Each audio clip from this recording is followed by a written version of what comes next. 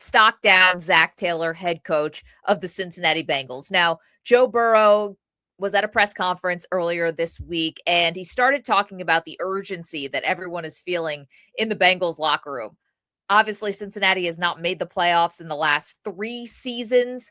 A few of those Joe Burrow was actually healthy for. The defense has obviously been the biggest issue, but they threw a lot of money and resources towards fixing that this offseason. So Burrow, someone who's always been honest with the media, has been talking about just how much urgency there is. And while he said it's for the players, it's for the coaches, and then at the end he kind of said, and I feel like I'm even playing for my job this year. Well, that is disingenuous because nobody has more power in the organization than Joe Burrow. And he exercised that power by getting Jamar Chase paid, although they would be fools not to pay him anyways, one of the best receivers in the NFL, but also to get T. Higgins paid. And that took a lot of money and put it towards the offensive side of the ball. And predictably, the defense was simply not good enough. Now they actually have put resources towards the defensive side of the ball. Zac Taylor, the head coach, I'm not sure if he makes it to the bye week after Joe Burrow's comments in this press conference. Zac Taylor already comes into the season on the hot seat. He is shockingly going into year 8. They have made the playoffs 2 times out of 8 seasons. His coaching record, 52-63. Now, to Zac Taylor's credit, they are 5-2 in the playoffs, but he only has 2 playoff runs to his name. And again, this is about to be year 8. And when Joe Burrow starts talking about urgency, well, they already fired the defensive coordinator, Lou Anarumo, 2 seasons ago. Al Golden has been the defensive coordinator for the last 2 years. And if things get off the rails at the beginning of the year, well, Zac Taylor is going to be gone. Cincinnati has their bye week, week 6. 3 out of the first 5 teams they play were playoff teams a year ago, although they opened the season with Tampa Bay, who missed the playoffs last year, but they actually are a good team. And if Baker Mayfield is healthy, then that's going to be a really good game. Baker generally gets off to really good starts. The only team they play that did not make the playoffs last year is Miami, who they play before the bye week, but then they play Baltimore coming out of the bye on the road. Division matchup, so challenging. They're also at Houston week 2, at Pittsburgh in week 3, and then Jacksonville at home week 4. Again, if this gets off to a bad start, I could see this team absolutely firing Zac Taylor in the bye week, and I think Joe Burrow did not do him any favors. And maybe some of the other Bengals coaches. I was just taking a look at some of the Bengals coaches as far as their depth chart goes. Did you know that the Bengals special teams coordinator has been with the team for 24 years? I can't imagine a coach really outside of Pittsburgh being able to stay with one organization for 24 years. So all through the Marvin Lewis era and now all through the Zac Taylor era. Dan Pitcher, who is the offensive coordinator, this is his 11th season on the coaching staff. There's a lot of guys who have been around for a really long time. And so not to call any of them out or call for their jobs. Obviously, Zac Taylor's in the big seat, so he gets all of the scrutiny. But these are guys who have been in this organization through not a lot of success. The Marvin Lewis era with Andy Dalton was known for making the playoffs and never being able to win a playoff game. Then you have this amazing sort of spike where you make the Super Bowl against the Rams. Joe Burrow actually has the ball in his hands, a final drive to go win the biggest game of all of their lives. And we all remember what happened then. Aaron Donald shut the door on the Cincinnati Bengals, and they obviously lost. And they haven't come anywhere close since that Super Bowl. So Zac Taylor, got to go stock down. Joe Burrow has made your seat even hotter, if that was possible. We know that it's not Burrow whose ass is on the line. It certainly is Zac Taylor's. One other small thing, except for Joe Burrow's loyalty to the Ohio area because he's from there, I really don't see how this is not in play. And I don't see how the Rams wouldn't be the front runners here. Now, them selecting Ty Simpson in the first round maybe threw a little bit of a wrench in that plan, but you've got Matthew Stafford for this year.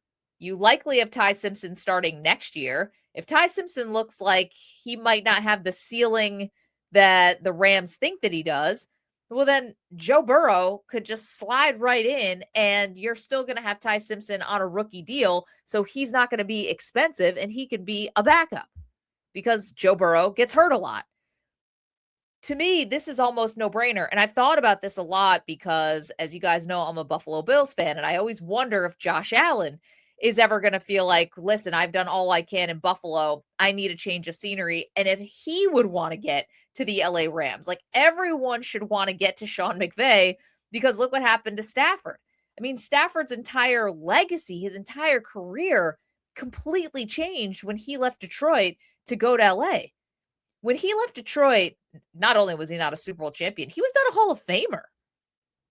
Now Stafford is a no doubt Hall of Famer. He's got a Super Bowl. He's got the MVP on top of it. They're the Super Bowl favorites far and wide this year. I already told you I'm fading the Rams, but it's all setting up on paper to be a really great season for LA. So between Joe Burrow, between Josh Allen, between Trevor Lawrence down in Jacksonville, I think this is all in play. I think any quarterback who's playing in a smaller market will absolutely try to find their way to get to the Rams at some point, because Sean McVay has shown that he is a legacy changer.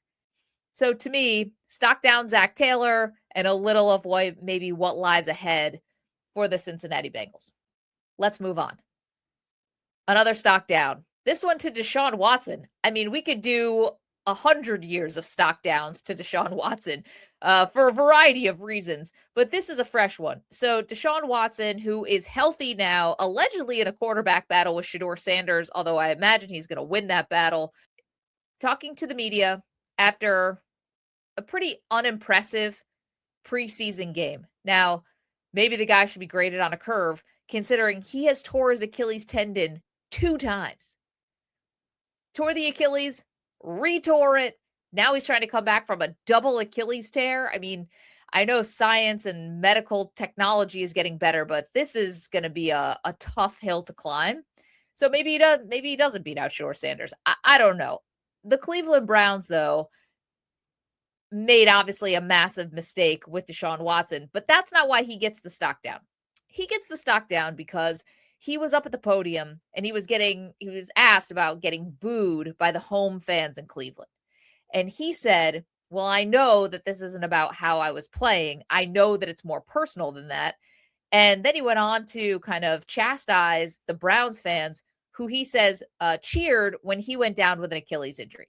Listen, this is probably personal, because when you have 27 women who accuse you of improprieties and you settle all of those cases with confidential settlements, you're probably not going to be looked at as the greatest guy. However, football fans are insanely forgiving. Sports fans, we literally will forgive people who murdered people, and we'll buy their jerseys and we will cheer for them. It's a sickness. That's a story for another day. But Deshaun Watson, it could be about the football. Now, is he right to say it's probably about more? Sure. But let's just look at the facts. The first season that he gets to Cleveland, he's suspended for 11 games. The next season, he misses 11 games due to injury. The next season, he misses 10 games due to injury.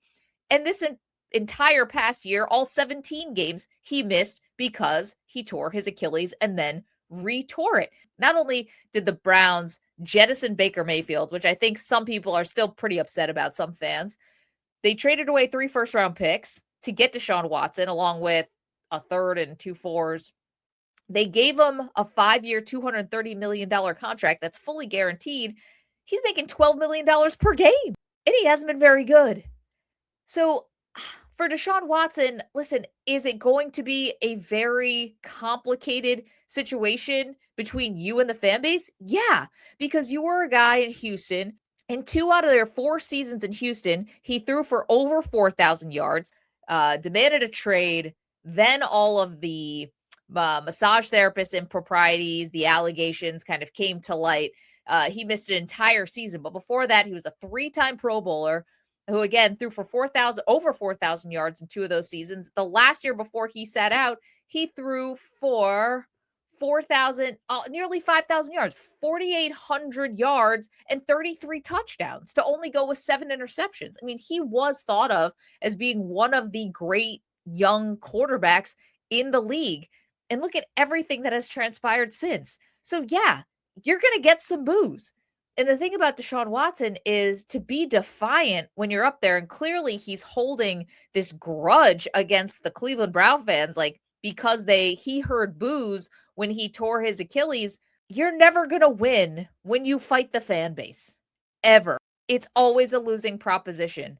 And so you can never go back at the fans. Now, he's got one more year left. Again, he's in a quarterback battle with Shedeur Sanders. The Browns have a ton of picks for next year. The quarterback for 2027 for the Browns is the starting quarterback, most likely in college this year. So we all know where this is headed. There are so many things to not like about Deshaun Watson, and this is another one. Because if you're going to be defiant against the fan base, who is going to potentially take a chance on you in your next stop, if that exists at all? And I was thinking about this because a guy makes $230 million in one contract. I mean, obviously you'd say, well, that's an amazing career. But has it been? Again, he was trending towards being one of the great young quarterbacks in the league. And then because he asked for a trade and then all these other things came to light about the massage therapist, it's gone completely off the rails. And, I guess you could just say, I got my $230 million, so everyone else can just take a seat and shut up. But, guys get into this to, yes, make money. But Deshaun Watson is, I imagine, someone who thought that he'd be playing for something much bigger than just the paycheck. Obviously, the paycheck is great. But I bet he thought he was going to be included in, the conversation with the Josh Allens and the Patrick Mahomeses. He probably thought he was going to be talked about as one of the great quarterbacks of the generation. And now look at where it's gone. It still boggles my mind. Big time stock down for Deshaun Watson. All right, let's keep it moving. Next up, stock up. Every team that missed out on Shohei Ohtani when he was a free agent last time. I really find it silly how confident people seem to be that the Dodgers are not getting sold. Has anyone read how the sale of the LA Lakers actually came to be? Is anyone even, I'm not asking you to get a subscription to the Wall Street Journal and all of a sudden become an expert in insurance fraud allegations. But Mark Walter, he's in deep.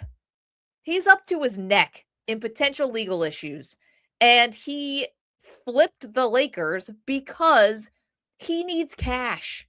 And even the money that he made from the Lakers, at least from what I'm reading, this doesn't seem like nearly enough. We're talking billions upon billions that he has to pay back. I mean, he potentially could see jail time. Although, I don't know if billionaires do they really go to jail? I don't know. But anyway, Mark Walter is in major trouble. And yet, people in Major League Baseball and people around sports say, oh no, but he would never sell the Dodgers. That's his first love. His first love has got to be freedom. His first love has got to be getting out of this quagmire that he finds himself in. Who cares about the Dodgers at this point if you're looking at potential jail time? Nobody loves a sports team that much. People are so adamant that he would not sell the Dodgers. That doesn't pass the smell test one bit. The Dodgers, if you think the valuation of the Lakers is high, how about the Dodgers? You're the back-to-back champs. You have Shohei Ohtani. We'll get to that in a minute. You still have this sweetheart TV deal that has allowed you to spend money in the way that they have. One of the reasons why. The potential insurance fraud might be the other reason. The Dodgers will be worth, I don't even know. Can you even venture a guess? The Lakers just got flipped and sold for $12.5 billion. Now, I understand there's going to be a new CBA in Major League Baseball. I think that would make the cost go up for the LA Dodgers because the next owner, if they do get sold, is going to have some kind of cost certainty. They're not going to have to spend in the way that the Dodgers have spent.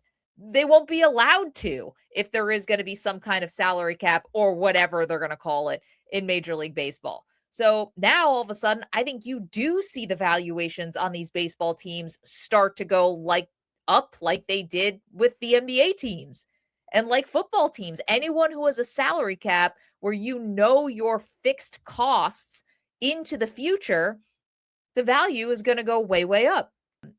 ESPN reported, there was an ESPN reporter, Tim McMahon, who said that NBA teams are on Luka watch, right? Because they are seeing whether or not Luka is going to be happy or unhappy with the new Lakers ownership. His contract extension is only for 3 years. So now the vultures are out. And they're just waiting to see if they could sort of poach Luka Doncic away. Because remember, he didn't choose the Lakers. He got traded there. Now, there are worse places to go. But again, not his choice. And now there's been all of this upheaval. So could another team swoop in and maybe take Luka Doncic? Okay, in a couple of years. I don't understand why the teams who missed out on Shohei Ohtani would not be doing the exact same thing, or at least not think that they have a shot at getting Shohei Ohtani. Now, here's some of the details. Shohei Ohtani has this highly deferred contract. So it was a 10-year deal, $700 million. He takes a $2 million salary every year. $68 million of it gets deferred. And he will collect that money between 2034 and 2043 when his contract expires. Now, there is a clause in his contract. It's called a key man clause.